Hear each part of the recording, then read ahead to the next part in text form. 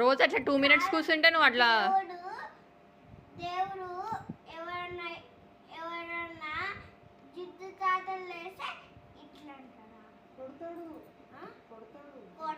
కొడతాడు కాదు, శాపం పెడతాడు, కొడతాడు. వినాను అట్లా అల్లరి చేయదు, నువ్వు గుడ్ బాయ్ కదా.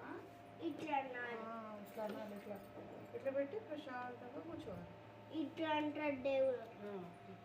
దేవుడిని చూస్తే ఇట్లా కళ్ళకి ఈ 2 కళ్ళకి వెళ్ళి మంట వచ్చేసాయి, ఈ 2 చేతులకి వెళ్ళి మంట వచ్చేసాయి కదా.